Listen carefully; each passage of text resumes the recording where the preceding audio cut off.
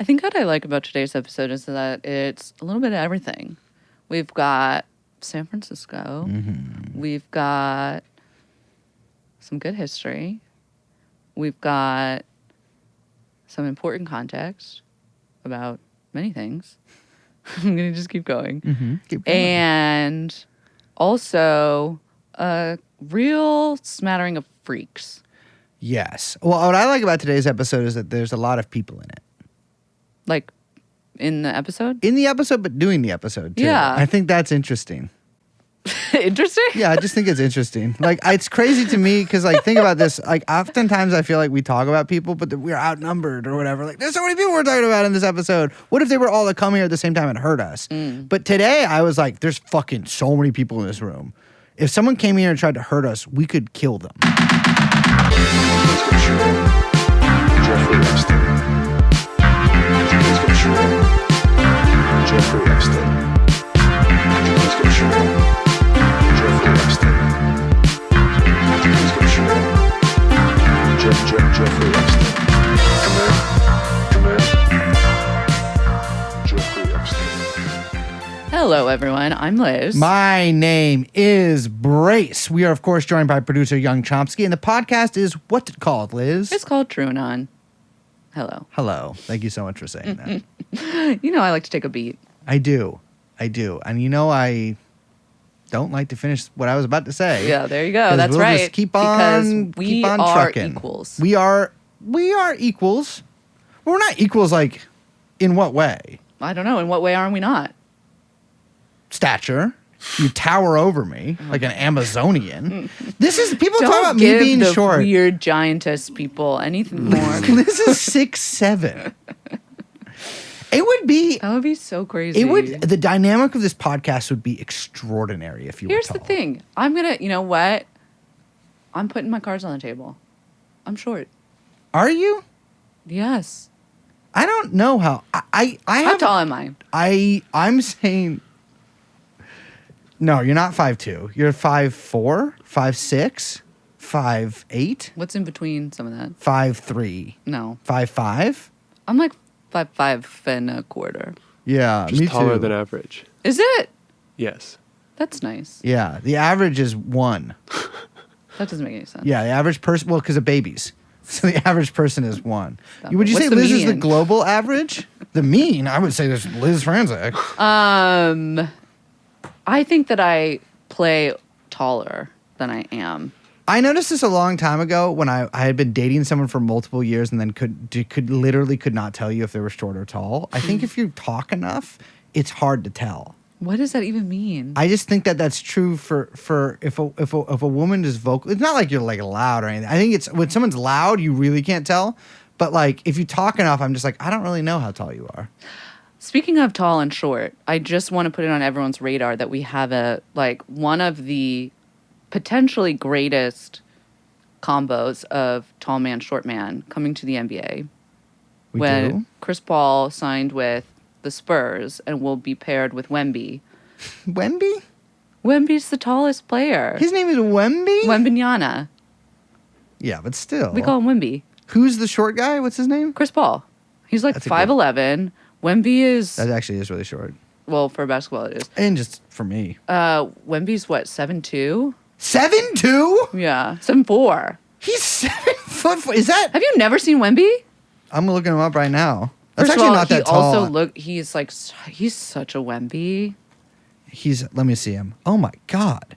He's This very guy's sweet. huge. He spends his time reading What book is he French. reading? all sorts of books. He's French. But like a paperback? Yeah, it's quite tiny. Imagine It's all, it in his hands. well, it's all pocket sized to him. My God. He'd have to read. He'd have to do like iPad.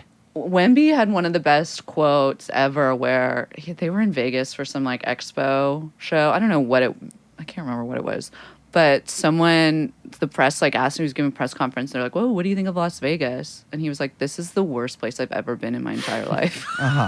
Like in that like French, like disgust for American culture way. That was very, very funny. But anyway, he will be paired up with Chris Paul. So we got a 5'11", 7'4", classic duo, short man, tall man. I just wanted to put it on everyone's radar because we're always talking about these classic duos.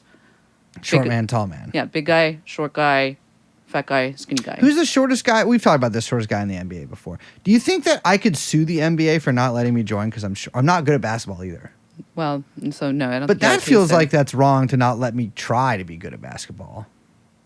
Because what if I had it in me, but I just haven't I been think given you a should chance? show up to the NFL Combine and see what you got. They have a combine? Yeah, Combine of what? that's where everyone does their. That's where everyone does the. Like they train? Not train. No, they like show. Everyone has to kind of go through the same. Not tests, but oh, Like you a run this far, gladiator, you do yeah. this, and then you have all your stats. That's the NFL Combine. But what if there's something ineffable? Like what if there's a certain je ne sais quoi I have? Yeah, like you just have that. It's just that's something. Yeah, you know, you've like got he's it. He's got it, but he's not good at basketball. Or football. Or well, we don't know. But you gotta I go have to to the go to combine. the other combine. Do they have combines for everything? I don't know. I probably am really good at some fucked up sport. Like I bet I'd be great at cricket. I don't think you'd be good at cricket. You don't think I could be on the Pakistan national team? I don't know. Are they good? Yeah. You know what's coming up is the Olympics. You think I could do that? No. I was No? a synchronized swimmer. Yeah, but not Olympic level. Well, because I decided to go to school Because you were instead. juicing. No, Liz got caught juicing during it. Yeah. She got She popped. drank the water. You're not allowed to drink the water when you're a swimmer. And Liz was just gulping that shit down. I don't think you know how things work. What do you mean you can drink water? I don't. You can drink water. Liz says, I don't know if you know how things work. Sorry, can you not drink water? I think. What about curling for you? Curling? Yeah, It is sort of has been called a pizzle. where you just kind of like. Oh, that thing? Yeah. That seems too foreign. That's like Canadian. It is Canadian. Yeah. But we probably don't have one. What do curlers do during the 4 years between the Olympics? They just practice for the next Olympics? Yes. If you're a curler who doesn't get on the Olympic team, you got to feel like a real fucking idiot.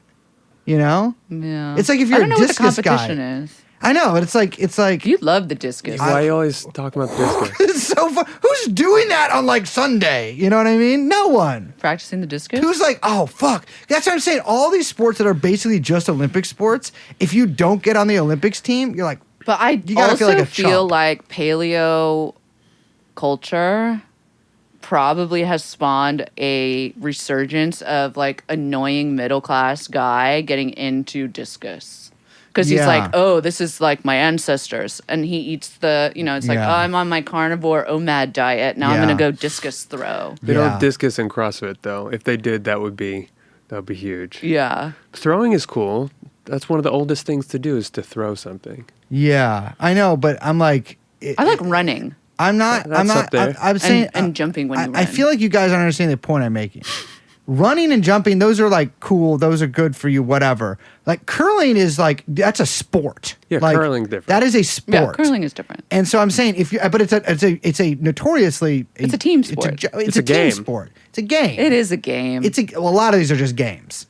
yeah. Let's be real. Yeah. But I'm I like, agree. if you are like doing that, and you're like, I've been training for curling for 4 years, and you don't make the Olympic curling team, how do you justify that to your wives? Well, you got to work harder.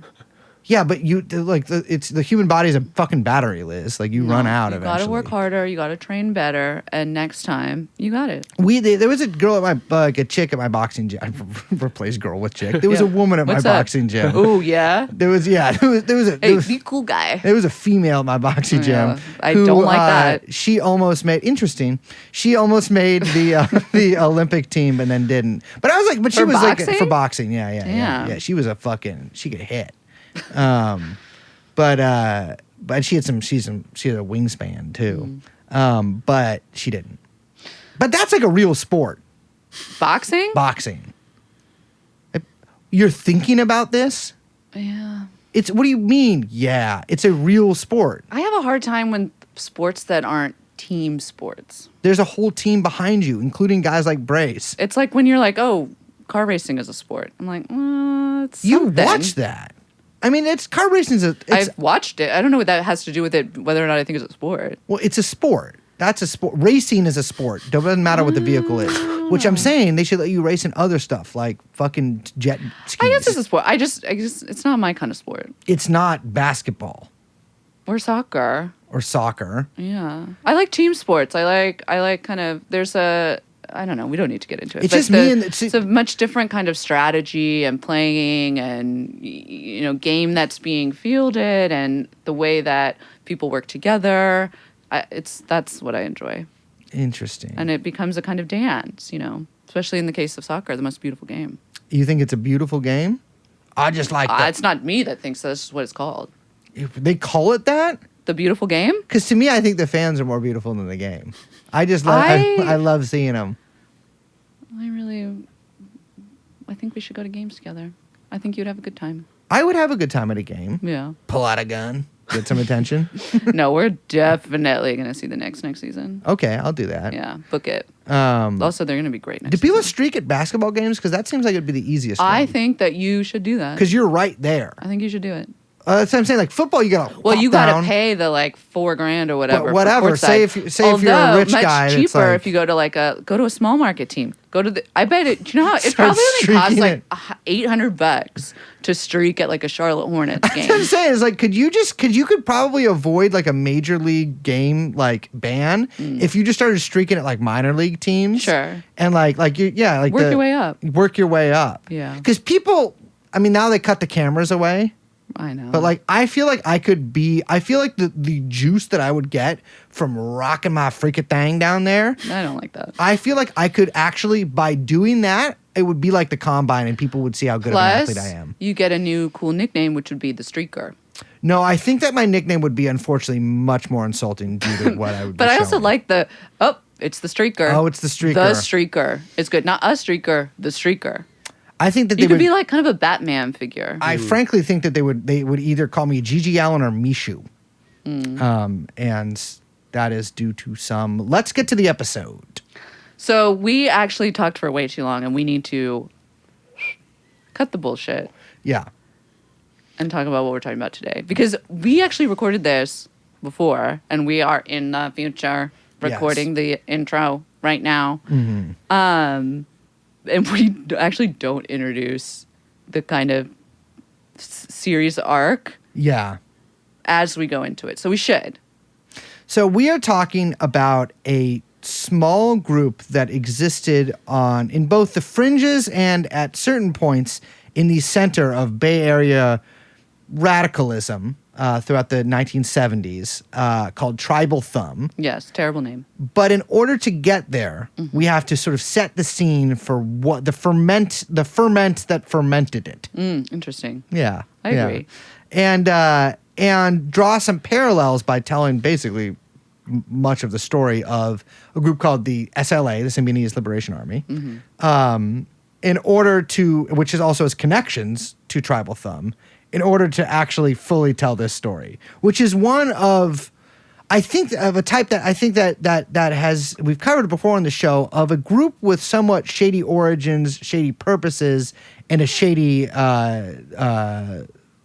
I would say, flowering and eventual downfall. Yes. Now, this story takes place in the 70s, but because it's TrueAnon and because we like to give everyone as much context as possible, we got to go all the way back to basically, I'd say, when do we start? Mid 50s? Early 50s, yeah. And talk about some of the lead up into this, which includes a history of black radicalism, a history of California prisons. You mentioned the SLA, but also the kind of federal involvement that was happening in terms of COINTELPRO and informants and the fomenting of agitators in order to, tarnish left-wing activism and specifically black radical activism throughout the 60s and then later on into the 70s. So it's kind of a big story that is really, really fun to tell. And we do go into a lot of history here, but I think it's a really great series of episodes. We are joined by Matt and Matt from Left in the Bay, who I believe have launched a Patreon, which we'll link to in this, unless they took too long to do it. But there'll be a link in the description of this episode. I really like their work, and I'm glad to have them on the show.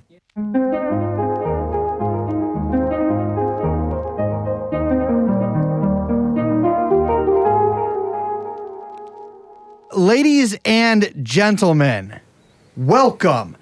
Why don't you, hey, everybody just, feel free to spread out throughout the store. Put your hands in the bean jars, or however they're the bins. I haven't shopped around. The bulk bins. Put your hands in the bulk bins. Don't be afraid. Go grab a nut. Hey, get a nut off. You know what I'm saying? But hey, everybody be cool. We are gonna smoke a little bit of leaf. We're gonna sit in a circle and we're gonna hash this out like family. And with us today to join our family are two white men named Matt. We got Matt Ranovix from Left in the Bay, as they call it, a proletarian history project, as I call it, a fascinating website. Here to talk with us about, what the fuck are you here to talk with us about? You want to? Okay. We're here to talk about a group called Tribal Thumb, also known as the Tribal Thumb Community, also known as the Thumb, also known as Wellsprings Communion, and apparently also known as Wellsprings Reunion at some point, who are sort of mysterious, highly suspicious, creepy, revolutionary organization, religious cult, criminal gang that shows up in the Bay Area in the early 1970s, gets involved in very suspicious ways with the radical prisoners movement, and in the process kills a few people and takes down a fledgling and pretty vibrant left-wing co-op network called the People's Food System. I just also want to make clear here some credentials. We have all three corners of the Bay represented on this. No one here lived in the South Bay ever, right? Hell no. No, you guys did live in Santa Cruz. There's only but three corners. There is South Bay is like a different. That's Central Valley. I'm sorry, it is. That's the north of it. They keep trying to be more north and north as the years go on. Exactly. Right. Well, it's the Bay. They're like, it's not that far, and I'm like, come on, man. I have a controversial, maybe perhaps geographical take on what constitutes the Bay. If there's no bay touching you, what part of the Bay Area are you from? The Suisun Bay Area? There's other bays in the Bay Area. Maybe perhaps you're part of one of those bays. Like San Half Moon Bay. Pablo Bay. Half Moon Bay, San Pablo Bay, Suisun Bay, the Sacramento Canal system, Yeah. Delta. But there is Delta the Bay. Everyone Bay remembers when they Area. learned about what a delta was in California education. That's right. And the salmon. By learning that they're not from the Bay. Yes, exactly. But we have to get into our hemp-covered time machine and actually go back a little bit, many decades, to talk about, but perhaps the origins of the prisoner movement, which will get us into Tribal Thumb. So let's go back and let's head over to Watts. What happens there? Yeah, so there's a lot of background to kind of fill in to explain what the fuck is going on with Tribal Thumb. And we're going to say probably too much of it. But a good place to start is in 65. We won't say too much about it, but the Watts Rebellion takes place in August of 65, shortly after Malcolm X is killed. And it kind of inaugurates this new moment in, like, the Black freedom struggle.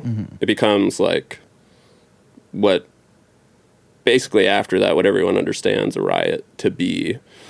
And many similar riots take place after that. And there's a lot of reasons why Watts happens, including, like, in the, 3 years prior to Watts, I think it's, 65 people are killed by LAPD, just in Watts alone. And they, only one of those cases is, ends up being tried as a murder. Yeah. And then, on August 11th, this young black kid gets pulled over with his brother, gets arrested for drunk driving. Basically, there's a struggle. His mom is involved. I think they're close to their house or something like that. And then they all get arrested. Their whole family gets arrested. Yeah. And basically 6 days of rioting ensues after that. Thousands of people get arrested. Close to 150 people are killed. Thousands of National Guard are called in, etc. So this happens in late 65. About a year later, there's something that happens in San Francisco called the Hunters Point Uprising. If I can interrupt Yeah. for a second, I think what's important to note about Watts is that this really kind of marks a transition point. I think, as you said a second ago, in the Black freedom struggle, which earlier is, more associated with this earlier moment of 1950s and early 60s civil rights movement in the South. Yeah. And the South at the time, as I'm sure everybody listening understands, Black people were basically not even granted the full privileges of American citizenship in very basic ways. And so the struggle in the South is really oriented around the question of citizenship and full citizenship. And although the, totally nonviolent nature of that movement is very overstated, there is this kind of like general commitment to strategic nonviolence in the Southern civil rights movement. And Watts really marks this moment where now the northern cities, the coastal cities are exploding, and different sorts of political questions are on the table, where it's not just about, the rights of citizenship, but sort of more outwardly revolutionary kinds of ideas, kinds of rhetoric, kinds of modes of thinking are pushed to the front. Yeah, I mean, from my very basic understanding of like the general contours of this stuff, I know that a lot of people who became involved in little, maybe more radical organizing in like the later 60s often had their start with like SNCC and stuff, going to the South. And funnily enough, almost like sort of completing the bourgeois revolution in the South, like the liberty, equality, fraternity. Well, I'm not sure that Black people in the South and by 1968 had that, but attempting to get those bourgeois rights and then returning to the North or to the West Coast or to the Midwest and perhaps becoming involved in something a little more forward thinking. Right. And there's also a whole generation of Black people from the South who sort of moved to the West Coast during World War II as part of like the so-called Second Great Migration. And these people are sort of sold a bill of goods, as the people in the First Great Migration are as well, right? Where they're kind of expecting things to be a hell of a lot better when they get to California. And in some ways they are, but for the most part, they're not at all. And they're treated terribly by just about every, institution of power. I think Hunters Point is a really good example of that, right? Hunters Point, where the riot we're about to talk about takes place, is a neighborhood in San Francisco that I would go ahead and say that like most people who live in San Francisco, maybe moved to San Francisco, have never been to. Absolutely. I was just going to say that. Because it's like, it's way out fucking on the outskirts of the city. Half of it's fucking radioactive from the shipyard that was there for like the naval facility that was there. Wasn't there a giant explosion there during World War II? That was in like the Contra Costa County. Okay, gotcha. Yeah. Concord Naval Station. That's what it was. But it's very similar to Treasure Island, which is a real island in the bay, which was also like a lot of like barracks outposts. Yeah, like low income people that eventually lived there. And made of trash. Yeah, it's literally made of trash. Yeah. Much like much of San Francisco, though. Right. All the coastline of more San and more Francisco, every day. Also landfill. But Hunters Point is super radioactive. Yeah. It's super. There's one road in, one road out. I remember as like a kid, because we always used to have these generator shows kind of near there. Like, it's really, you're like, wow, this is like a way to build a neighborhood that is completely fucking segregated from the rest of the city. Yeah. Developers have like over the decades have tried to like come in and basically failed like over and over and over again to like kind of develop up the area like in any way possible, except for, and there was like in this last wave, if we want to call it that, since like 2008 or whatever, whenever Google moved in, that's what I always think of as like the start of it. A lot of people were trying to like buy these condos out there that were basically on radioactive land. Yeah. And spending like a shit ton of money because of San Francisco real estate. Mayor Willie Brown was our San Francisco's former mayor, Kamala Harris's former, let's say boss that she had sex with. I toured his office as a little kid on a field trip. Really? I was in there, and he was involved in like setting up this like big like living sweetheart for like sweetheart deal giant condo thing that I think fell apart. And there was also a big scandal in the Bay Area because the people that I believe the city got to test the ground, it turns out completely made up their results that said it wasn't radioactive. Yeah. I mean, don't quote me on this. I don't have this in front of me, but I remember all this playing out. Yeah. And then, much like the City College accreditation scandal, it turns out that the people doing the ratings had just completely made them up. Mm-hmm. So anyways, the Hunters Point 1966. Well, and Hunters Point, becomes like a black neighborhood because it's close to the shipyard. Yeah. You know, and all Yeah. these people move to San Francisco or They get pushed working out there, yeah. working, you know. Well, they come out there to For the work in the army. war industries too. Yeah. So that's sort of like where they're sort of shunted off to begin with. Like a lot of the black neighborhoods in the Bay Area have their roots in these kind of like war industries in World War II. Yeah. And there's all kinds of stuff about segregation that, like, and redlining and stuff that's like too much to get into right now. But that's also kind of at the heart of these rebellions. But so, yeah, in September 66, not dissimilar story from what happens in Watts. On September 27th, a black 17-year-old, Matthew Peanut Johnson Jr., is basically chased in a car and murdered by a white SFPD officer, Alvin Johnson, in Hunters Point. And this sparks like 5 days of rioting all across San Francisco, including like the Haight-Ashbury is a huge spot, which is basically being transformed at that moment, but was a prominently black neighborhood. Yeah. And yeah, similar story. National Guard come in, tons of people arrested. A lot of people get really fucked up by the cops. Yeah. If you're sitting around on your computer and you have a second, you should look up this documentary. What's it called? Take This Hammer. Oh, yeah. Which is a James Baldwin sort of like TV documentary where he goes around Hunters Point and a couple other black parts of the city right before the Hunters Point uprising and talks to just people on the street. And so if you want to see like the sort of fabric of tension on the street and this stuff like growing. percolating. Well, it's even Ready. before Watts. It's Right. filmed in 64.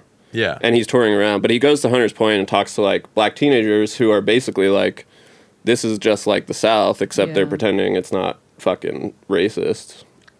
Wait, what's the documentary called? It's called Take This Hammer. Take This It's Hammer. really a remarkable film. But yeah, a lot of just footage of basically black teenagers on the street in Hunters Point and the Western Edition just saying like, this is all bullshit and we're ready to tear it down. Yeah. He has an extremely militant mood on the streets. It's funny. I think people think of San Francisco as this like liberal, very liberal, like, town that's all woke or whatever, which I don't even think you could really call Yeah, it the that progressive now. city on the hill. But despite its sort of bohemian reputation, maybe left over from the beat stuff from the 1950s, San Francisco as a whole, or not as a whole, but in large parts, was still very conservative, very Irish, like, which isn't necessarily always conservative, well, but there's a big Irish Catholic, American. Right. Catholic portion of the city. Yeah, for like, sure. was especially like- in the cops. I mean, Yeah, it's there. its current reputation is certainly like, and it's really dissimilar, especially in the early 1960s. Yeah. Right. San Francisco's brand of racism and California's in general is it's organic. Yeah. Let's say. Exactly. That's nicely put. So 2 weeks after the uprising is when the Black Panther Party is formed. Which again, we won't talk a lot about, but is just important to introduce this group to the story. It's, for anyone who doesn't know about the Black Panther Party, I'm sure a lot of people have heard of it, but it becomes like the preeminent black radical organization of the late 60s, and is one of the most well-known black radical organizations in U.S. history. They form out of Oakland in October 66. Huey Newton, Bobby Seale, who are Merritt College students. Which is a community college in North Oakland. Which I know many people who went there. Yeah. It And moved used to the hills. It's it's been in the hills Yeah. since the late 60s, but it's in the flatlands of North Oakland in this period. Yeah, and they come out of this kind of like revolutionary reading group. They're both involved in black radicalism, studying with this group at Merritt College. But they, they're influenced by RAM, the Revolutionary Action Movement, which is kind of this like pioneering black Maoist organization that's formed pretty shortly before the Panthers. They're out of Philly in a complicated way. They claim to have sort of direct connections with Malcolm X prior to his assassination. So the Panthers kind of become this, leading black militant organization in the Bay Area and then the country and in a sense the world. And the politics that they sort of help formulate in this moment is a kind of complex mix of these sort of kind of third world oriented revolutionary currents of the time and more sort of direct action oriented traditions that existed in the civil rights movement in the Bay Area, where they're sort of like directly organizing the community. They start to like patrol, police in Oakland and Richmond and other areas. And they're from the jump explicitly in favor of guerrilla war. And they are all about like being armed is like a central element of the Black Panther ideology. That's sort of what separates them from the moment directly before them, is they come out and they explicitly say like, our intention is to overthrow the government through a guerrilla war. And until then, we're going to build whatever we can until we get forced underground. Yeah. And that's how they come out from the jump. Well, I mean, that's one of the the big reasons that you can't open carry in California anymore is because when they went to there's very famous pictures of them at the California State House in Sacramento. And after that, it became basically, I think they literally explicitly just made it illegal right after that in order to carry on a rifle in public. Yeah, so the State House protest is actually in response to this act that gets introduced to target the Black Panthers. So there's already an act being introduced that says, like, we need to get rid of this open carry policy so these black people stop carrying guns.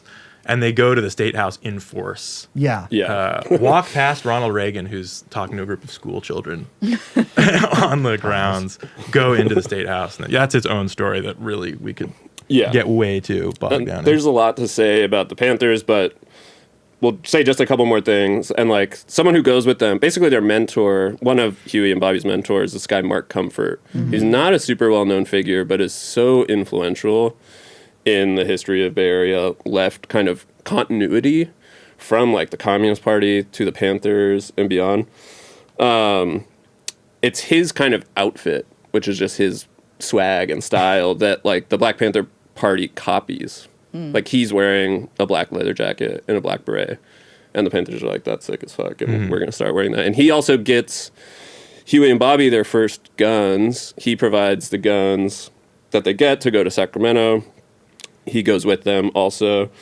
And there's too much to say on him now, but he was part of a group called ODAC, the Oakland Direct Action Committee, kind of militant civil rights organization. And he was doing police patrols before the Panthers started. So that's what kind of inspired the Panthers. Like some of their first actions are following cops around with guns. I think that's the main difference between Mark Comfort's police patrols and the Panthers is that they're armed when they're doing them. And they, that's kind of how they become quickly well known. I want to mention too, and again, like we don't need to get too bogged down in the Panthers, but I remember when this story broke. One of the people that they met in the early mid '60s at Merritt was a guy, not a black guy, I think Japanese guy named Richard Aoki. Yes. Who was a pretty prominent like left wing guy in the Bay Area for a number of years. Who I believe killed himself, I think in like the late 2000s. And he turns out to have been a like prolific FBI informant for a number of years, as was revealed in 2012. And he was one of the this is how it was presented, reading about it. He was one of the people that like really gave them a lot of like helped them acquire guns. Yeah. So this is a narrative I actually kind of want to push back against a little bit, because Aoki, he's, from what we know now, he is an informant from the jump. Like he infiltrates at the behest of the authorities. He infiltrates a Trotskyist organization before the Panthers, and he meets Huey and Bobby kind of organically, and then is there from the beginning of the Panthers. But he only gives them like one or a couple guns, and the reason he does that is because they're after guns. Their politics is already about guns from the get-go, and so he kind of, because he's getting in with them, gives them some. Oh, no, I wasn't saying that he's the one who got them into guns. Right, I'm saying that he helped them acquire some guns. Yeah, totally. Which I just think rhymes with a little bit of what happens with Tribal Thumb later and their own FBI arms instructor. Although it's a little different situation. Yeah. The only reason I wanted to push back against that is because I do think there's a narrative that floats around that's like, oh, the FBI wanted the movement to get into guns. Yeah. And that was like their plan. And I think it really is an organic thing that comes out of the movement itself. What was the reaction to the development of the Panthers from the get-go in the Bay Area? Well, for the first few months, they're a very small organization that just kind of like rolls around Oakland doing these. They're like a armed- neighborhood group, basically. Yeah. Like Yeah. everyone comes out of North Oakland and Emeryville. Like the first initial members are all within like a 20-block radius of each other. A lot of them are childhood friends. Yeah. And then they kind of blow up a little bit after there's this is really down the rabbit hole, but there's a police killing of a young black man in North Richmond, which is like north of the Oakland area. And they kind of organize people over there around this killing and start holding these big armed rallies in North Richmond, and they kind of like gradually grow that way. But it's really the Sacramento protest action after this law is introduced to disarm them. They go to Sacramento with guns, and it's an international news event. Yeah, It of like course. explodes, Yeah. and they just like all of a sudden are rocketed into this like incredible fame and celebrity, and like Panther chapters start sprouting up all over the place that have no connection to them directly. People are just like, well, I'm a Panther too. Yeah. You know what I mean? Yeah. Fuck yeah, like I'm doing that. And then by late 67 into 68, they're really kind of like the hegemonic force on the left of like the new left. It's a very short time period. Yeah, so like, it's real it's like quick. within like a year, they're super famous. Yeah. Right. Do you want to talk about Eldridge Cleaver? a Yeah, little bit? yeah. We keep saying we gotta get out. We keep saying we gotta get out of the Panther stuff, but We're like, almost. I we're love almost there. Eldridge No, Cleaver. this though. is all really important to Yeah. lay the groundwork. Yeah. So while the founders of the Black Panther Party are, Huey Newton, Bobby Seale, very quickly their most prominent spokesman and figurehead is this guy Eldridge Cleaver, who is an extremely complicated and fascinating dude. Oh, yeah. Who is basically he was a prisoner in the California prison system. He got moved all over the place. He was in basically a number of prisons that show up in this story later. He was doing time. He was a petty criminal from Southern California, doing time for armed robbery and rape and other, burglary, things like that. In prison, he's a sort of like organic intellectual of the proletariat. He kind of like gets introduced to Mao and Marx and Fanon and reads extremely heavily and voraciously and starts writing, even though at the first he has no one to write to. He just begins writing. He's an extremely gifted writer. And sharp thinker with a extremely sharp tongue. He gets hooked up with this radical lawyer who he sort of hears about by chance named Beverly Axelrod, who's a white woman in the Bay Area. She agrees to become his lawyer, and they start exchanging letters. She basically helps him smuggle his essays out of prison. I think he's in Folsom at the time, but I could be getting that a little bit mistaken.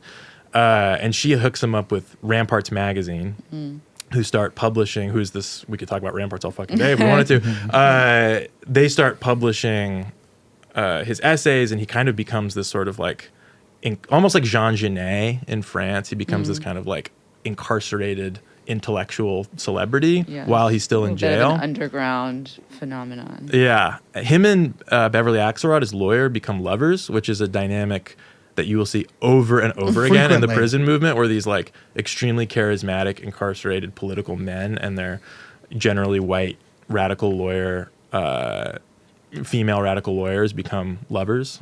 It happens over and over and again in this story. Yeah. But Cleaver eventually gets out in 66 and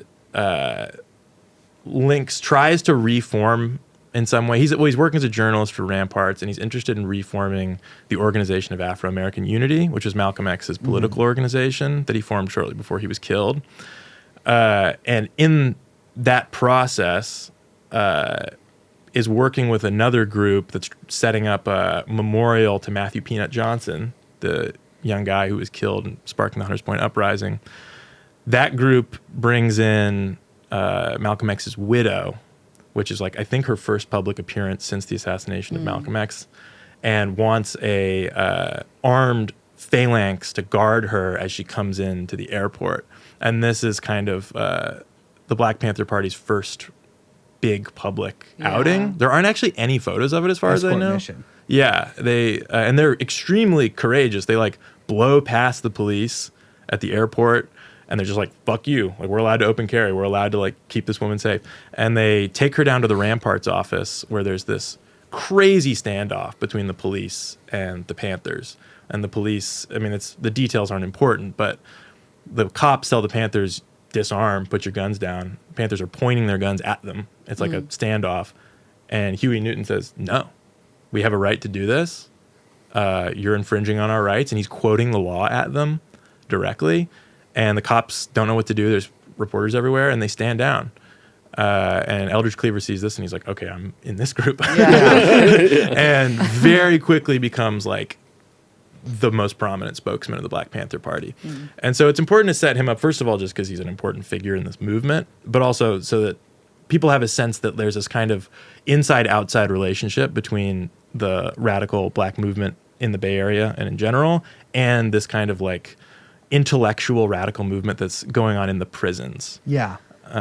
Which Eldridge Cleaver sort of comes out of. Can we talk a little bit about the prison system? Not the prison system in some but specifically in California and what's going on in the prisons in San Quentin, in Folsom, in Vacaville, and this kind of network that comes out of it, because I think that's important for people who aren't familiar with some of this history to kind of maybe lay the land a little bit. Yeah, totally. I mean, so there's the really kind of prominent prisons that play a part in the stories that we'll be telling are San Quentin, Folsom, and Soledad. There's another place that we'll talk about quite a bit called the Vacaville or California Medical Facility, which will become very important to the story. But so all these prisons are, on the one hand, where these kind of organic kind of Black radical intellectual movements are taking place, in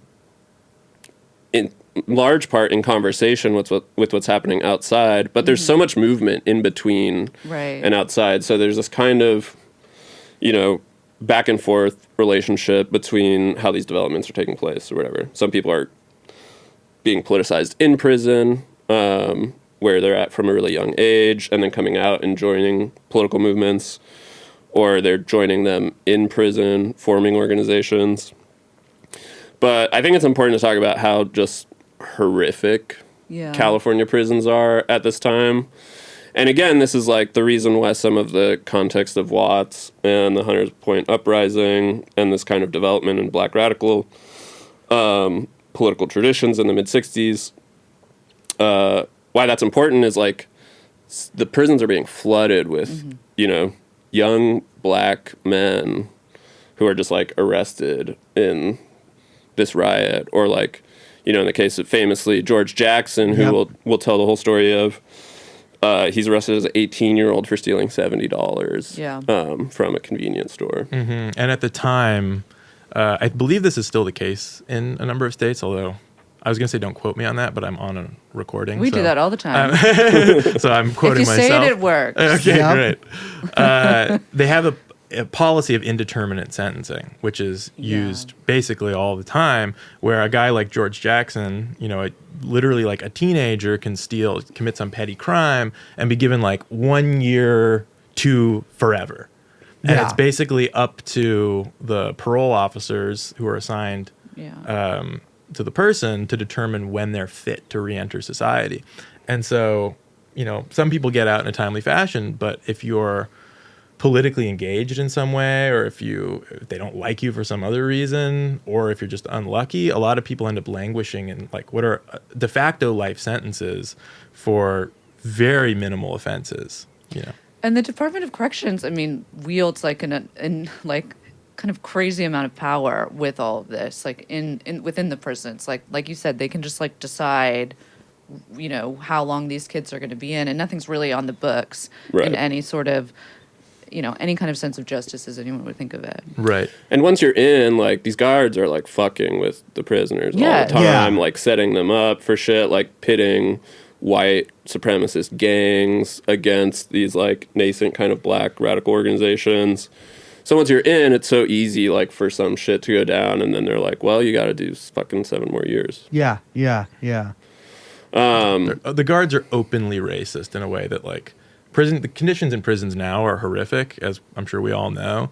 But at the time, the kind of open racism of prison guards is really shocking to a contemporary reader. Yeah.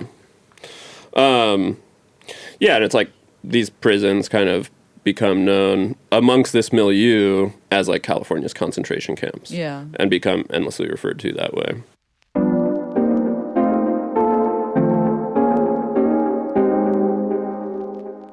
But yeah, let's talk a little bit about San Quentin. We could start there. I think we'll want to talk about Folsom is another prison that I forgot to mention earlier, which plays a big part of the story. San Quentin is a prison. And it's basically very famous because Yeah. of the name. I think people know it, even Yeah, if they're yeah. not from And the Bay. it's also like, it's unlike a lot of prisons in California, which are in more rural areas. Yeah. San Quentin is on the bay. It's Yeah. got Yeah. primo Way real more than the estate. South Yeah. Bay. Yes, yeah, it's Yeah, literally, exactly. it's directly on the bay. Yeah. Like you can see Alcatraz But from it. people probably. obviously, I feel like everyone knows, like, oh, that he's in San Quentin. It's Yeah. always like, oh, Yeah, that's yeah. the scary guy. Yeah. You know? Yeah, I mean, we interviewed a woman whose husband was in Yeah, San of Quentin. course. Yeah. I mean, literally Yeah. for like over 100 years, it's this infamous prison, which like even back in the 20s was like all these radicals are like holed up there. Yeah. And there's a long tradition of kind of like radical milieus coming out of San Quentin or being holed up in San Quentin. There's like an IWW strike there in like 1918 or something. Oh, I Yeah. have no idea. yeah, about in the that. jute mill at San Quentin. Yeah. There's Yeah. also Edward Bunker, the great California crime writer, was incarcerated there. Oh as yeah. well. Yeah. Tom Mooney was locked up there after this bombing. And anyways, there's a lot of shit to say about it. But we'll start and like we'll kind of pick up the story and talk about 67, 68. Yeah, and what's important about this moment we're going to talk about in 67, 68 in San Quentin is that this is really where the prisoners' movement begins to kind of cohere as a movement, rather than just like there's a bunch of radical elements doing kind of covert stuff in the prisons. A kind of like organized prisoners' movement sort of emerges in San Quentin in 67, 68. Yeah. There's like a couple like really interesting incidents I think that we'll want to cover. So in January 67, there's a quote unquote race riot that breaks out in the yard of San Quentin, which a lot of inmates say was basically put together by the guards. What kind of is going on in this period from like in the late 60s, early 70s is often like, you know, as a kind of punishment for misbehavior or whatever, guards will like close off the yard to all prisoners. Obviously this kind of shit goes on all the time. But in this period, they kind of typically close off the yard, let like tension simmer between like the big prominent white supremacist gang at this time is the Aryan Brotherhood, which is in all these prisons. We've covered the Aryan Brotherhood's activities in California prisons before, but related to perhaps a different act of violence involving a dog in Oh, yeah. San Francisco. But Oh, that's yeah. That's our favorite San wanna hear about Francisco. that. No, come on. The dog sex? You Yeah. I don't know this story. don't know about the Oh, Nazi it's- dog sex? I don't know this story at all. With the It lesbian? is, What? It is. Well, This sounds the way dog better had than our sex thing. with the Jewish lawyer. I know. Both of Oh, you them. got to listen to the episode. But he killed Yeah. the lesbian. Yeah, the dog, Yeah, the dog killed the lesbian. I'm going to go out in the hall and listen to the episode real fast. Yeah. But so basically, like, a classic all these album. incidents are taking place where, like, they'll release everyone into the yard all of a sudden, and, like, instantly brawls are taking place. Gotcha. So between- they'll like keep them like hot boxed in the cells. And Yeah. San Quentin cells too. Like it is an Boxes. old fucking prison. Yeah. It's a little. They've tried to reform it now. Right. Like and now it's I think like kind of like a model prison kind of thing. But like it's old prison, small cells. Yeah. Your tensions are hot. It's Yeah. hot in there, and then like they keep you boxed up. They put you out in the yard and you Yeah. fight. So this goes down in January 67. And by June, this publication starts to come out of the prison movement, specifically, we think, at San Quentin, called The Outlaw. It's produced Which- by prisoners. Yeah. All the writing is done by prisoners. It's basically smuggled out. They have help from these kind of Berkeley radicals that are part of this underground newspaper called the Berkeley Barb It's that probably help the them most print famous them. underground newspaper. Yeah. So it's like the writing is smuggled out, it's printed outside of the prisons, and then issues are like smuggled back in and distributed, you know, within and outside of the prison. And it's a mixture of like outwardly political Yeah. stuff with like this guard's gay with that guard. Like, Yeah. this kind of shit, you know what I mean? That's how you get the people Yeah. in. Yeah. A little bit of gossip, and then you get to like seed all the actual That's what like we do. revolutionary stuff. Yeah. Yeah, that's why we're always talking about like filler and Botox and who looks freaky. And Yeah. and the dog sex. Yeah. And so I forget how many issues come out like in that first 6 months or whatever, but pretty quickly there's calls for a strike to take place at San Quentin in February the following year, so February 68. And that happens on February 15th. Inmates in San Quentin go on strike, calling it the Convict Unity Holiday, which is this really crazy event. The Grateful Dead plays a concert for like over 500 people outside of San Quentin. Where? Because there's just the highway and then the gun. Maybe they didn't have the gun range there. We've seen the picture, but I don't exactly They're like know. up against the wall, kind of. Oh, They're- well, there is. It's weird. Yeah. So like San Quentin and like anyone who's driven on the highway because it's like right before the Richmond Yeah. Bridge. It's like there's this weird gated community for the guards. Like, Yes. this like suburban looking community. There's a gun range across the street where a cop, or I think it's only for the prison guards, shot a gun once and a bullet went over the hill and killed someone driving on the highway on the other side. I think like 15 years ago. And so I'm like, yeah, I guess there is like places around there. There's like because it's near the ferry terminal. Yeah, I don't know specifically where they go, but like Right. a There's huge rallies every crowd day. comes over. Yeah, and they send balloons over the wall with Uh-huh. like messages of support. They do these big like chalk drawings outside with peace signs and Dancing bears. yeah, exactly. Yeah. I will say I hate the Grateful Dead, but if you are a rock music fan and interested in San Quentin, I implore you, please look up the footage of Crime playing there in 1976. Oh, hell Because yeah. it's the fucking coolest concert footage of all time. And the Dead, like, you know, for what it's worth, they play at a lot of like Panther benefits Yeah, around the they- same yeah. time. Like they're kind of doing this radical tour. But yeah, the Peace and Freedom Party, which is another group we shouldn't talk too much about, but kind of this like progressive, hippie, weird party that's connected to the Panthers already at this point. In 68, they run Eldridge Cleaver for president. Yep.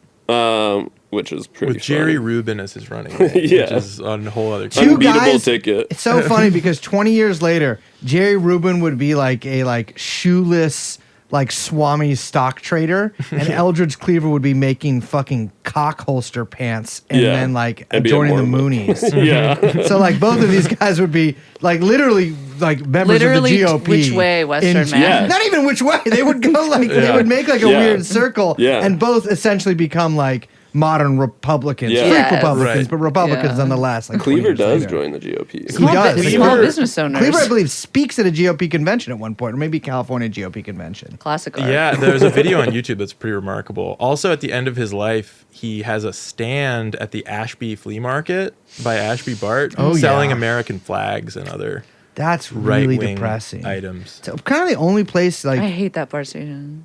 yeah, I don't like that bar station either. I really don't like that Ashby bar I also station. don't like that bar station because at one point they closed the bathrooms there permanently. I'll just say that.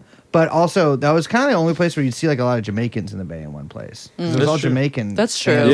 Yeah, that's a good Yeah, point. That's they had true. that great drum circle. Yeah. Well, great is subjective, but they had a drum circle. They're all great. So this strike goes on in February. The prison strike at The prison San strike, Quentin. yeah, and then it spreads. There's like a solidarity strike that happens at Folsom. The strike demands are all kind of, they're kind of like reform oriented. They're Towards all the about, conditions in the prison. yeah. Yeah. It goes on for like about a week, but by the 20th of February, both San Quentin and Folsom are on like total lockdown. And there's like, they basically finish like a work stoppage, and there's a funny quote by San Quentin's associate warden that he says, "We were a victim. We were victimized." It says the prison was a victim of a new type of insurrection involving a coalition of prisoners and the New Left. And then it's kind of there's other stuff I think we want to say about the strikes that kind of continue to happen at San Quentin and Folsom in the coming years, but it might be a good point to talk because everything that happens in the following like 2 years is really heavily tied to the story of George Jackson. Yeah. Yeah, very important figure who we haven't really talked extensively about, though we've talked in passing about him. Yeah, he's been mentioned in a few episodes, but I would say he's probably one of the more famous American prisoners of the 20th century. Yeah. Founder of the Black Guerrilla Family, which I got really into reading about the modern incarnation of, because the Black Guerrilla It's Family very is still around. different. It's like a huge prison. Yeah, gang. Right. yeah. But there's this split in the Black Guerrilla Family as of now, which I read a bunch about, not even for the show, just it was weird, or just a weird thing I was looking at, where there's people who are like on the entrepreneur money-making mindset, and then there's people who are like more political, but it's like political in a weird way, but it's strayed pretty Yeah. far from its roots. Also Yeah. kind of a classic split. Yeah, kind of classic split. But he was one of the Soledad brothers. Yes. Yeah. So I think we should tell that story a little bit just to Yeah. get, because that becomes super important. Do you want to say anything else about San Quentin before we do that? Well, I think the one thing that really needs hammering home, just to get a sense of like the development of the prisoners movement, is that when the '68 convict unity holiday happens at San Quentin, it doesn't call itself a strike. They're not talking in terms of labor or connecting it to the labor movement.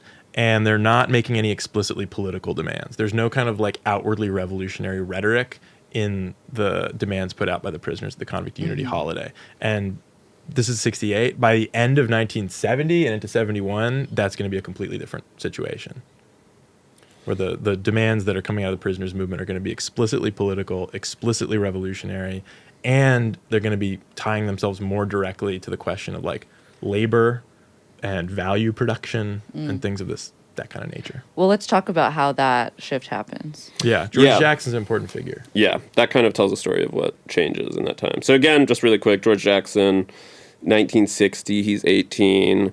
He gets arrested. He's kind of running around before that doing little petty crimes, and he gets arrested for stealing $70 worth of shit from a convenience store in LA where he was from. And again, is given an indeterminate sentence of 1 year to life in prison. He spends the rest of his life in prison. He's initially sent to Soledad, and he's transferred around a bunch of times in a way that's hard to keep track of. And this kind of happens a lot, where people are moved around, transferred from San Quentin to Soledad, from Soledad to Folsom. It adds a very confusing dimension to the story, but we won't try to map that out here. But very quickly, he becomes, like Eldridge Cleaver, like this kind of organic prison intellectual. There's a good quote from him that he meets a bunch of people right off the bat. This guy, W.L. Nolan, who becomes kind of his mentor and introduces Anon to him. He meets this guy, James Carr, and they form a gang called the Wolf Pack. Which happens before the Black Guerrilla Family, and it's unclear exactly what the timeline is of the Black Guerrilla Family, and some people claim that George Jackson wasn't actually a founding member of it. But it's definitely important to the Black Guerrilla Family that they say that he was. Yeah, later his story on. is like it's a little unclear. the essence of their kind of thing. But so yeah, he spends a lot of time at San Quentin, where he says, "I met Marx, Lenin, Trotsky, Engels, and Mao, and they redeemed me." So he, again, is kind of a voracious reader. He's studying all this shit. He spends, like, in his first 8 years in prison, 7.5 of them in solitary confinement. Jesus Christ. So he's super isolated.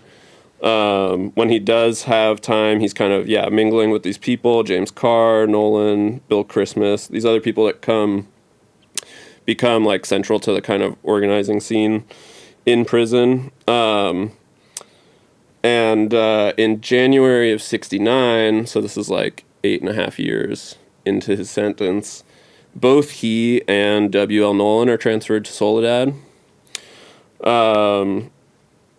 There's some mention of this kind of radical reading group that's taking place at Soledad, and it seems like Jackson and Nolan are part of it. Nolan in particular becomes kind of like a huge target of the prison guards because he's really instrumental in organizing prisoners around the death of these 2 prisoners that happen within that first year that they're there. This guy, Clarence Cassie and William Powell. These are just like two people killed by white guards. So they're there for this first year. They're doing some organizing, doing some reading. Yeah. And then this incident happens on January 13th, 1970, where basically, again, situation where the yard has been closed for a long time, and guards let everyone into the yard. All of a sudden, when they know there's kind of beef between Aryan Brotherhood and certain black inmates, there's immediately a brawl, and really quickly, this guard from a prison tower 30 feet up shoots and kills 3 black inmates, Yeah, including snipes them, basically. Yeah. Yeah. And targets them clearly, Yeah. directly, because the people shot are W.L. Nolan, Yeah. Jackson's mentor, Cleveland Edwards, another well-known black Yeah. radical, and this guy Alvin Miller, who is not a well-known black radical, but who looks almost identical by many accounts to a guy named Earl Satcher, who's going to come up later in our story in a big way, who at the time, and we'll get into this later, is the leading ranking Black Panther Party member in Soledad prison. Satcher is? Satcher Satcher. is the ranking Black Panther Party member in Soledad prison in this period. And it's widely believed, and he's on the yard for this Yeah. incident. It's Yeah. widely believed within the movement, and it published as such at the time, including in Angela Davis's book that comes out in 71, that Alvin Miller, who was killed in the Soledad incident, sniped by the cops or by the prison guards, is a case of mistaken identity, and they wanted to kill Earl Satcher. Gotcha. Yeah. That's crazy. It's fucking It's crazy. really nuts. Yeah. And this People will understand why that's crazy when they hear the rest of where the story is Yeah. going. But just trust and remember that little detail because that's fucking crazy. Yeah.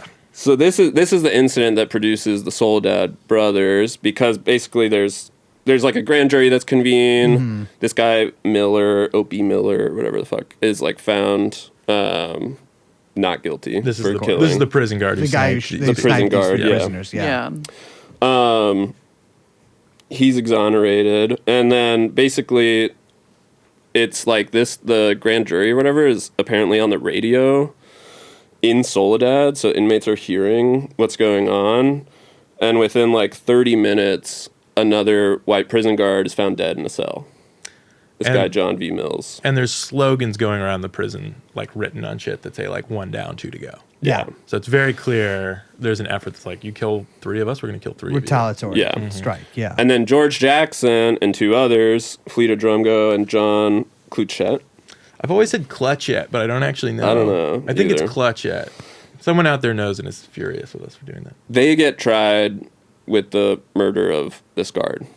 So they're accused of the murder of this guard. They become the Soledad brothers. On relatively scant evidence, it Yeah. should be said. Whether or not they did it, I personally don't care. But it's by no means an open and shut case. Yeah. And they become this cause celeb in the left. Sure. Basically immediately. There's a defense committee put together around them, and you know they become quite famous as a result of this incident. Yeah. And then Jackson is moved back to San Quentin, where he spends the remainder of his life. There's a lot of other shit going on at Soledad, kind of in the aftermath of this.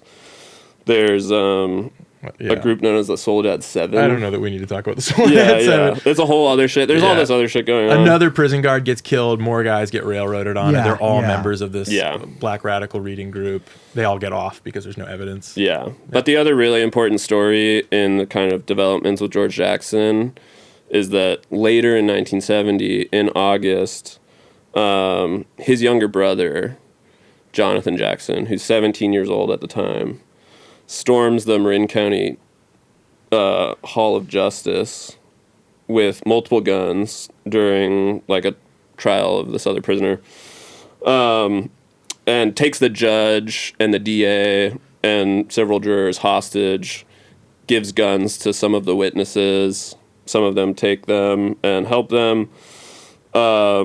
They take these hostages and try to flee and ultimately negotiate their release for the exchange of the Soledad brothers. But Jonathan Jackson is killed. The judge is killed. Oh yeah, because the judge has and actually I had this because it's a very famous photograph, and I used it in a Yeah. punk flyer when I was like 16 The years shotgun? old. Well, I used like a close, like I Xerox to be close up of just the shotgun to the cop's head, like the judge's head. But he duct taped a shotgun, like the barrel to the judge's head, Yeah. which is a pretty good, you're taking a guy hostage. Yeah. The gun's to your head, it's no matter what. Right. And because of that, the judge obviously gets his pimple popped. Yeah. In a big way. In a big way. Well, the guns, it should be noted too, also famously belonged to Angela Davis, which is, you might know as being like a famous like Democratic Party activist in 2024. But they belong to her, and she sort of her political career is really takes off after that. You might say she becomes a fugitive, et cetera, et cetera, et cetera. I hear she's into Shih Tzu dogs. Yeah, I mean, listen, but that is a Democrat through and through. So that's this other kind of like big incident of the story, which there's other stuff to say about that later. There's kind of a guerrilla group that comes out and names themselves after the August 7th moment. But basically, and it's shortly after that George Jackson's book of prison letters, Soledad Brothers, is published.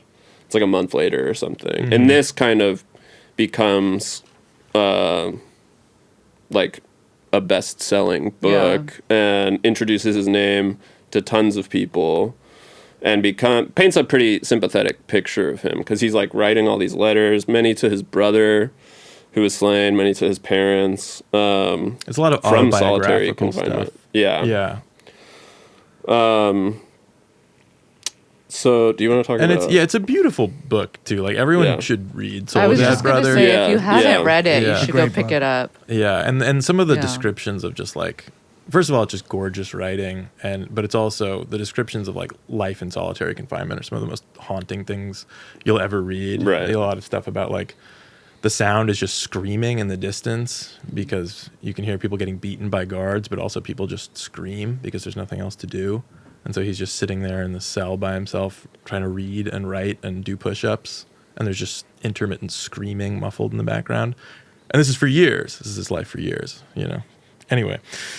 So right after the August 7th, 1970 Marin County courthouse incident where Jonathan Jackson storms the courthouse and there's this bloodbath shootout, there's a prison strike at San Quentin. This is later that month. It's August 24th. So just a couple weeks after. And the specific things leading up to it are really not that worth getting into. What's important to note about the San Quentin prison strike that happens in August 1970 is that it marks a shift in the rhetoric of the prison movement. Now they're explicitly talking about unionizing. They're explicitly talking about their role kind of in the sort of capitalist enterprises that the prison is running. I know there's all kinds of debates in anti-prison circles about like, do prisons turn profits and all this shit. I don't want to get into that, but this is an early moment for where prisoners are really starting to think about that. There's all kinds of like manufacturing being done at San Quentin of like clothing, furniture, canned goods, all kinds of stuff. I want to say to our foreign listeners, people who might live outside the U.S., especially those who are in Europe, where you get a PlayStation 3, 4, perhaps even 5 in your prison cell. In America, you can get a job in prison, but you get paid like even to this day like 35 fucking cents an hour. Yeah. Like it's and that's famously the thing they talk about is the 14th Amendment, like abolishing slavery, except for prisons. Like you can you work. I have no idea. They were probably getting paid 1 cent an hour back then, if anything. 6, I think, was what they were getting. But like you get paid slave wages in prison. Well, slave wages. I guess slaves don't have wages, but you get paid like nothing in prison. In America to make and lots of things, license plates most famously. Right. A lot of American flags. American flag. I didn't know that, but That's so fucked up. Like poetically so fucked up.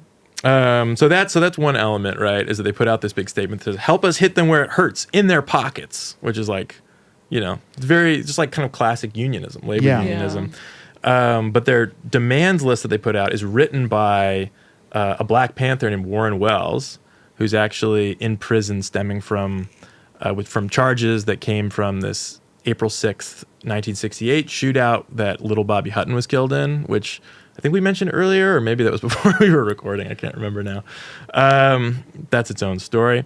But the first demand on the list of the strike is 1, free all political prisoners. Number 2 is free the Soledad brothers. And the last and 9th point on the demands list is apply the provisions of the Geneva Convention to blacks and other American political prisoners.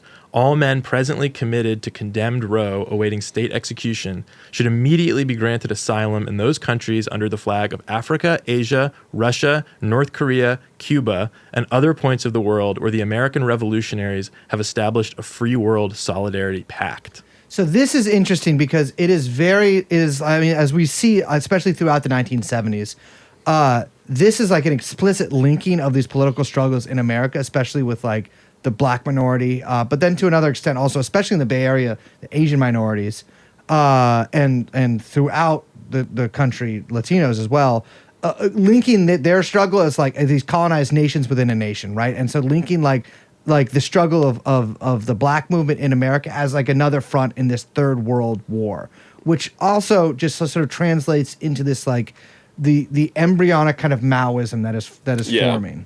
It's around this time too, the Black Panther Party kind of talks about this conception of the internal colony. Yeah. Saying that kind of black Americans are an internal colony in the States. Yeah, and I mean, this goes back to even like 1920s, 1930s with Stalin's formulation of this stuff, of the black belt as like a separate nation within the U.S., the kind of like, which isn't necessarily the most theoretically sound thing in the world in the way that was formulated back in the 1930s. But it's taken up by like black communists in the 30s, black American communists in the 30s. Yeah, it is. And what's important too about the black belt thesis, the idea of this like internal black colony in America, is like whether or not the specifics are that sound. Yeah, his geographical. What it does is it connects the black struggle against racism in America directly to imperialism and colonization in the rest of the world, which is like a pretty major theoretical leap. That is quite sound. Yeah, and that really affects the way that black people and people of color in general in this moment start to think about their role in the struggle as like not struggling for civil rights per se, but as being part of like a revolutionary rupture that's going to overthrow Western imperialism and capitalism in the world as such. Because you got to remember too, 1970, like we are at like peak of like the non-aligned movement, for instance, like gaining in popularity, of Cuba, of like all of these things that like are seen by many in America, and understandably, rightfully so, as the countryside surrounding the city, and like these internal colonies in America are in revolt throughout much of these years. Yeah, and so this is really important because it also just once we get more through the 1970s, this Maoist third worldist kind of ideology really becomes front and center, and for better and for worse in some cases. Right. Yeah, this is just like a global revolutionary period that is like really hard, I think, to imagine ourselves in the place of right now. But this was like, there was a really genuine sense that like revolution is coming to the United States. Yeah. And it almost did. Yeah, it kind of almost did. Well, I'm gonna push back on that. People try to do some things, but I don't know if they would have won. Yeah, that's really something we don't need to try to figure out right now.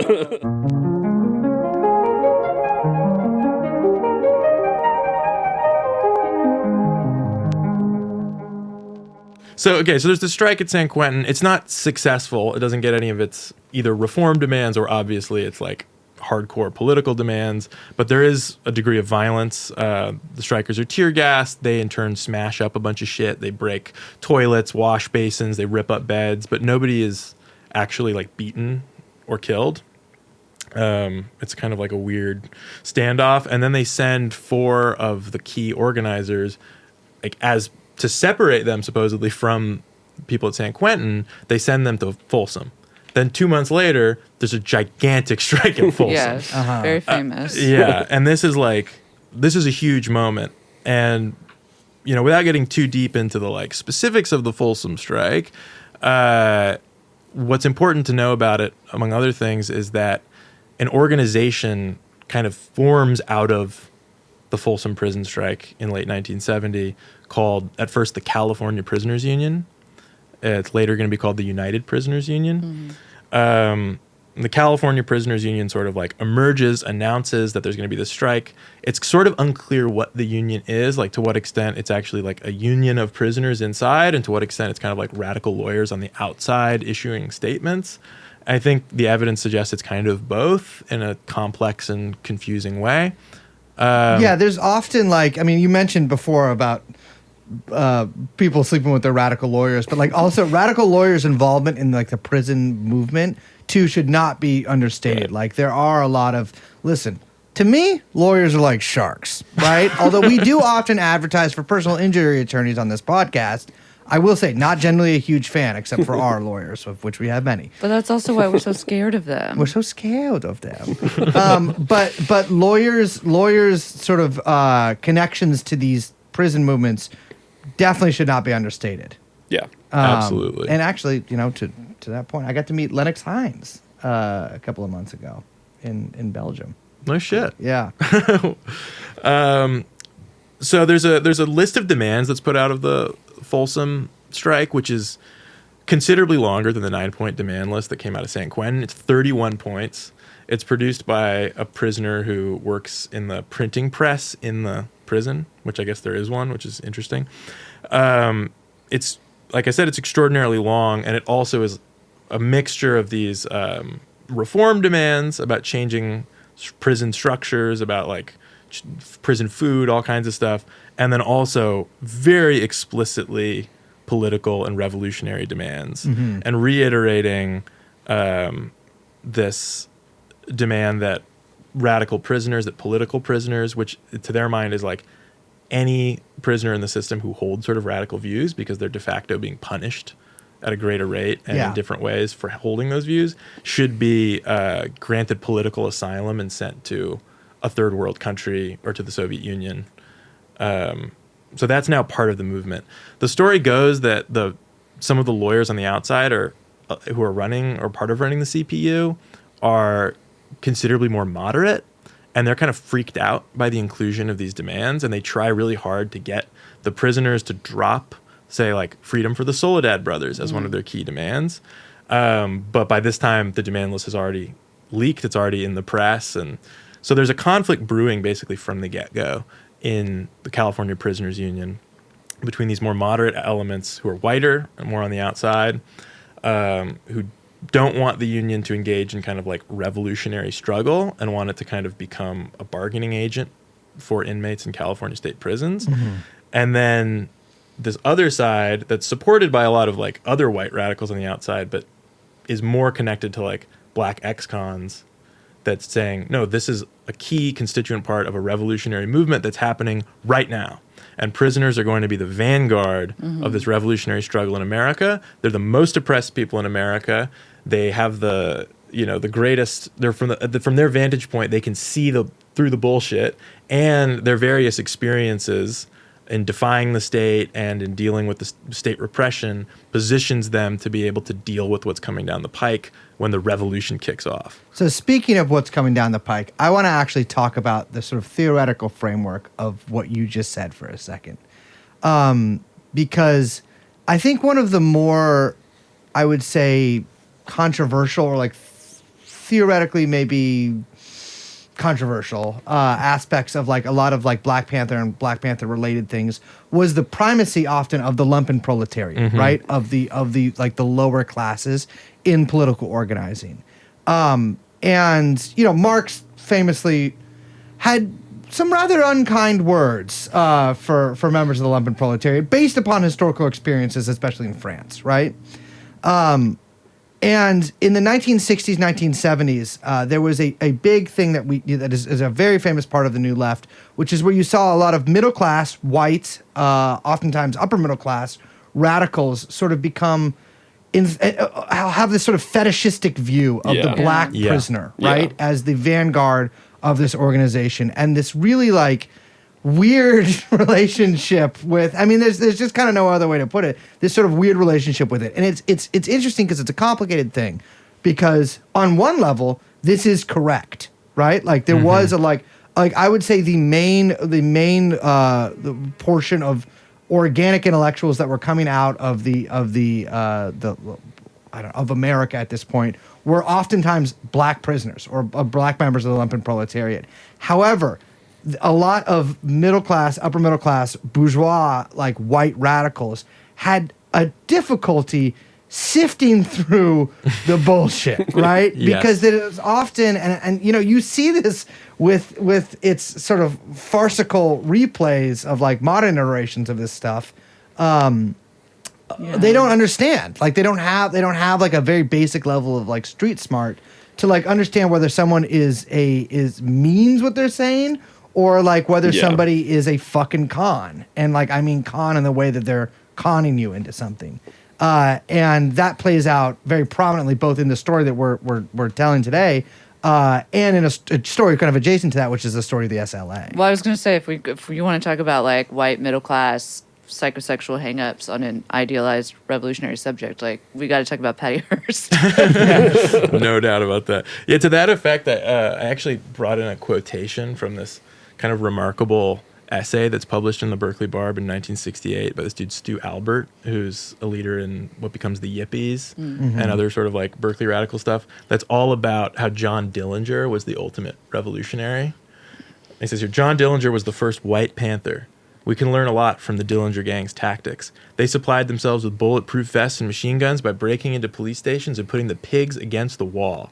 We must all become like Dillinger. And then I got this other quotation here from the National Lawyers Guild in 1972, who we all know and love, the guys with the green hats at the protests. Prisoners are the revolutionary vanguard of our struggle.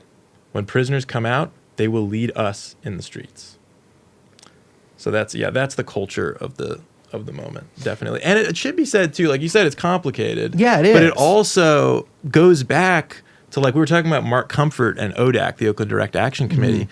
And one of his moves is he says, like, we need to organize, like, you know, the brothers on the street is the term at the time, or the brothers on the block, brothers on the corner. And he organizes these kind of like quasi street gangs into being these like, you know, radical organizations. They have names like the Almboy Dukes and stuff, and they're like jacket clubs. The same thing happened in Chicago. Yeah, with Fred Hampton. I mean, it was, and the thing is, like, this is what I'm saying. Like, there is like some reality to this, you know, and like, and these, especially I think with the Black Panther success, but it's just interesting because like both this this primacy of the lumpen proletariat brought them success, but it was also pretty instrumental to parts of their downfall because one thing that should be mentioned that Marx talks about is the fact that like the lumpen, much like the petit bourgeois, it can vacillate and like. Sort of what separates them a bit from the petit bourgeois is the form of bribery that comes from the state, right? Where the petit bourgeois can be bribed with various, you know, tax cuts or, you know, subsidies or something like this to their shops and like social power. Social power, exactly. The lumpen proletariat can oftentimes be blackmailed or turned into police informers. You saw this. I mean, this was a huge part of the revolutionary movement in Russia, for example. Especially like prior to even 1917, the terrorist movement with the socialist revolutionaries. Granted, a lot of them were from the middle and upper classes, but the terrorist wing of that had a lot of police informers, and it's just this repeats itself so frequently. Yeah, I was gonna say even at like the turn of the 20th century, we were talking about this the other day, like these kind of like anarchist criminal gangs that were running around. Yeah. In like France and in Germany and, you know, America, like because there just wasn't anything organized, like, you know, in the wake of all these disasters that had unfolded in the, you know, late 19th century. And so there was just like, that was kind of it, these like roving gangs. And it does kind of repeat itself. But at the same time, in America, you have this sort of, I don't know how else to say it, but like thirsty intellectual class emerging in the 60s and 70s out of the New Left and like other kind of, also everyone goes to college now. Well, and especially in Berkeley, right? Like where there are these sort of like very hungry. I should say hungry, not thirsty. But although I think no, I think hungry and thirsty, horny. yeah. Yeah, I think it those paints are- a very yeah. important picture there. But it's, everyone is searching for, and we still live in this legacy. What is the revolutionary subject? What is the new revolutionary subject? Like, what can be the next one? What can be the next one? And, some of that is, people, I think a lot of it is coming from a genuine, real place. Yeah. But also some of it, especially as we move through the decades, is coming from a place of wanting to sell books and wanting to sell And there's- lecture series. I just remember bullshit, I was too. walking around the TL one day, the Tenderloin in San Francisco, which is a, let's say, depressed neighborhood. Depressing. And someone had put up all these stickers that said "Arm the Homeless," and it was like obviously some anarchist group that had done it or whatever, because it was like had some shit on it. And I just remember being like, bro, do not give everyone here Yeah. guns. What are you talking about? Like, that is literally anarchy. Like, I don't, it's, but it's the same thing where like people. That sounds like a fake libs of TikTok bullshit Well, thing. yeah, I mean, this was too. very much prior to that, but like, But you know what I it's- mean? Yeah, Like it Yeah. feels like something The stickers are still around. that would be Yeah. used Yeah. to frame They that are. would be used to frame up a bunch of stuff. Yeah, you I mean, know? it's just it's you call it whatever you want. It's definitely radicalism, but it's certainly divorced from any coherent form of Marxism Yeah. or any Yeah.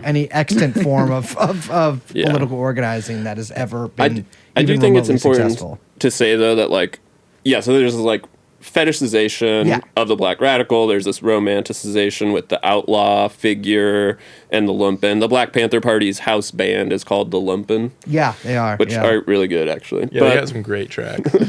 There's also it was kind of there was this strategic thinking Yes. that the Panthers were doing. Yeah, George absolutely. Jackson explicitly says we were trying to turn the black criminal mentality into a black revolutionary mentality. Yeah. So it was there was this kind of class analysis of there's this kind of basically surplus population of underemployed, criminalized black youth that has political potential. And obviously they did, because so many of them became the names we know of famous Right. black revolutionaries. That's what I'm saying. It's the thing is their analysis objectively was correct. Yeah, to yeah. an extent, right? Right. But the thing is, I think just from a sort of almost like a detached perspective. Yeah. The pitfalls of that, which have been noted in political writing for centuries, of the lumpen as this revolutionary force, it also that existed as well, right? There was this especially with something like a program like COINTELPRO, which we'll get to, and which we've covered extensively on this show, but the FBI's program of spying, assassinations, infiltration, and everything else throughout the 1960s and 1970s that especially targeted black groups, but all the radical underground. There was vulnerabilities to that, and that is just what happened, right? History happened as Right. it happened, and we see what. I don't know how to end that sentence. But, here's a period. Well, there's a lot of slippage in this period Yeah. between the revolutionary cell and the radical organization and the criminal gang. Yeah, There's a real slippage that happens, and some of it is of necessity. Like if you're organizing in a prison, your group, if it's not approved by the state, is a gang. Yeah, It yeah. is de facto a gang. And there's other reasons that kind of criminal organization are a necessary component of revolutionary Of struggle. course, yeah. But I think from where we're sitting historically, we can kind of clearly see these as two different kinds of For sure, organization. for sure. And in this moment, that's not that clear. Yeah. The fact that a group looks like a criminal gang and does stuff like rob banks and beat people up and has this kind of macho criminal swagger is not a sign that they're not political. It's a sign that they might be extremely political. Yes, it's an interesting thing too, especially in relation to these groups. Is that if you rob a bank, you robbed a bank, but is it expropriation or is it a bank robbery, right? And especially with a group like the Tribal Thumb, obviously history turns out one way. I think we should talk about Vacaville really quick. Yeah. Yeah. And I think we should talk about the Symbionese Liberation Army. Totally. The SLA. Totally.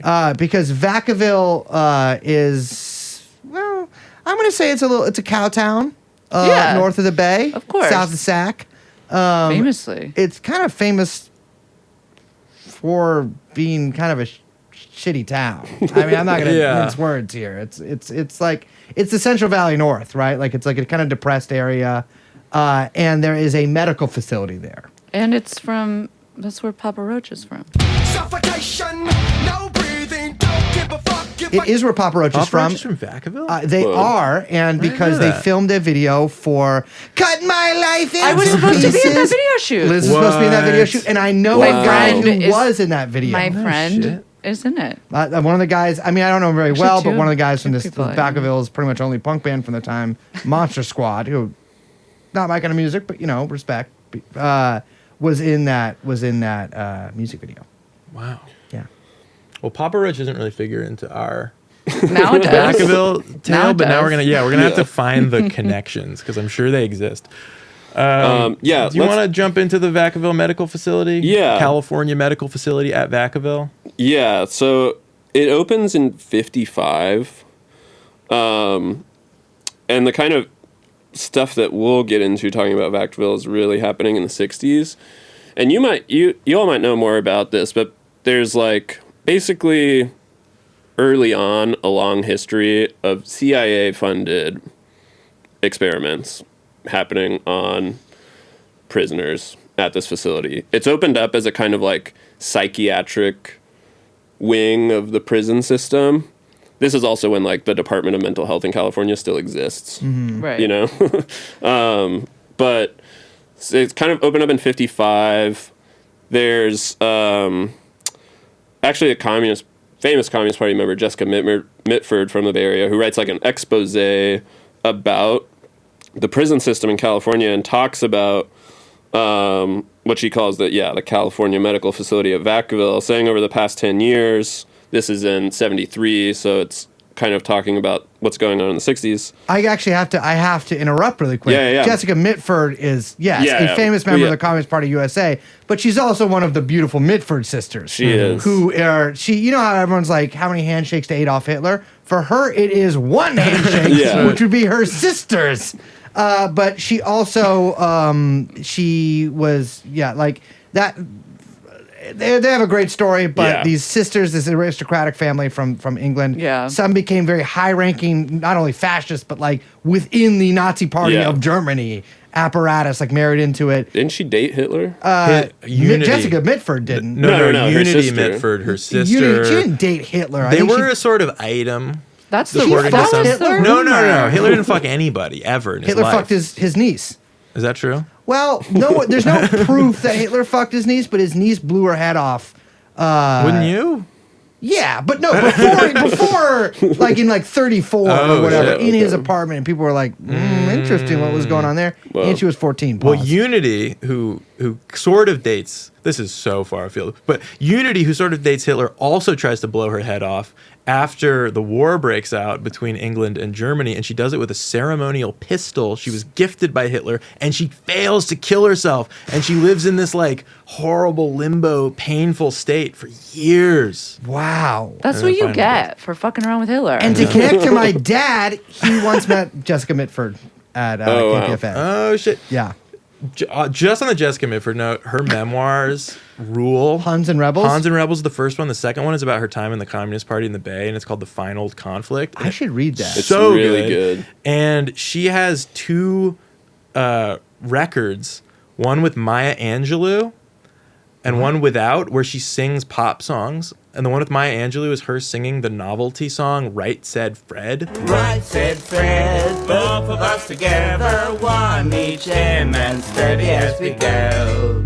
That the band No. that did You're Stop fucking it. the kidding band that me, did "I'm dude. Too Sexy" is named after.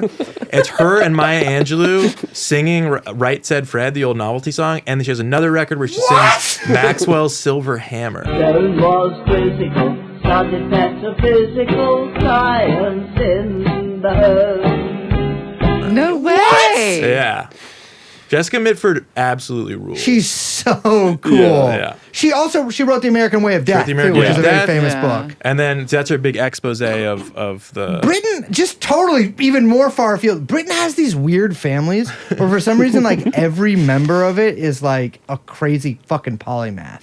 I mean, not that every member of the Mitford sisters is a polymath, but like they're connected to history in all these strange ways.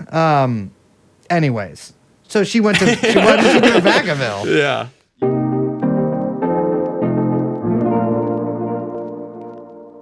All right, let's wrap this up. I'm Liz. My name is Brace. We're, of course, joined by producer Young Chomsky. And this has been TrueAnon. We'll see you next time. Bye-bye. Let's go TrueAnon. Jeffrey Epstein. Let's go TrueAnon. Jeffrey Epstein.